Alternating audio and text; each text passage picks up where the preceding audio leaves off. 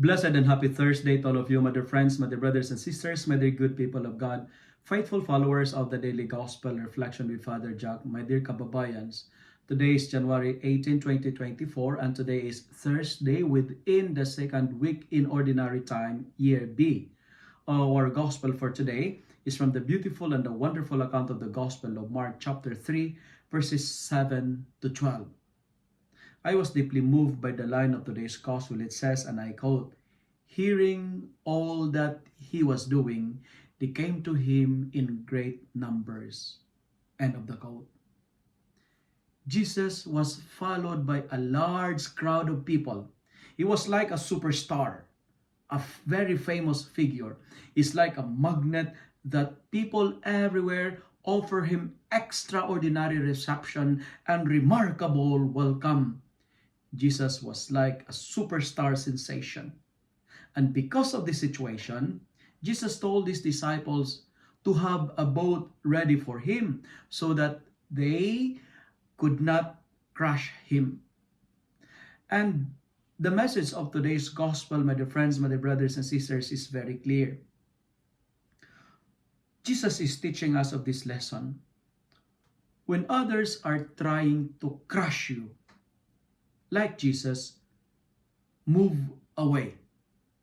Like what Jesus did, set boundaries to keep you away from harm and troubles. Learning to move away from distraction is the best and effective way to avoid bigger troubles and public unrest. To move away is to protect ourselves. To distance is not to avoid the responsibility, but this is a beautiful way of self-care. Even if there is a risk of disappointing others, find ways to love yourself, find ways to respect yourself, and find ways to care yourself. Be there for others, but never leave yourself behind. My dear friends, learn to say no to the good for the best. Saying no is not a negative word, but it is a way of providing ourselves a healthy boundaries. Today, I encourage you, my dear friends, my dear brothers and sisters, find your own boat and move away from situations and people that might break your beautiful life. Find your boat and move away or distance yourselves from people who might damage your reputations and kindness. Finding a boat is not offending others, but it is securing our life from devastation, from troubles, and unforeseen injury.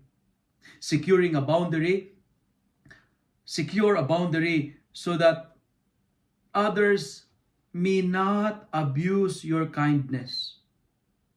And you know what, my dear friends, my dear brothers and sisters, healing sick people is good, but crushing and destroying the healer is preventing the healing of the sick.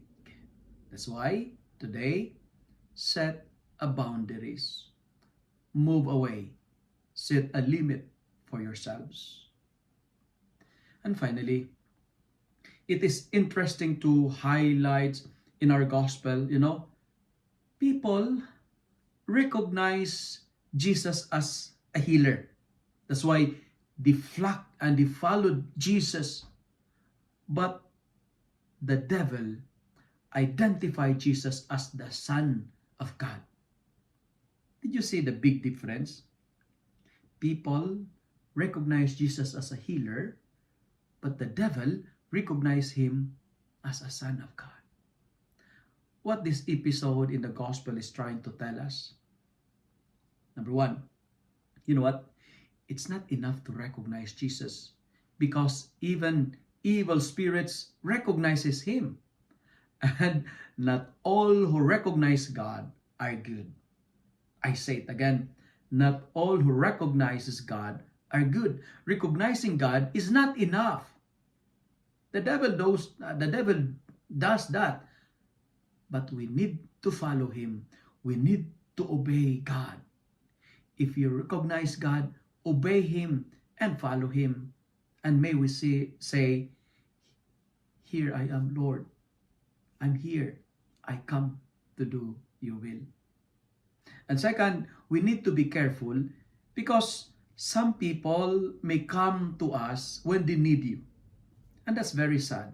Some people will only remember you when they need something from you. Some people will only call you, will phone you, will text you, will chat with you if they need something in you. People flock to Jesus because they need healing. Because some of them were hungry. Some of them, they need the evil spirits to be drive out, to be cast away from them. But what to do? That's what I've told you. Set boundaries. Set a limit. And we are not required to set ourselves on fire to keep others warm. My dear friends, know your limits. Find your boat and distance from people who might crush or destroy you. If you love and like this reflection, kindly share it with others. Kindly share it with your friends. Kindly share it with your families so that many will be blessed. Amen.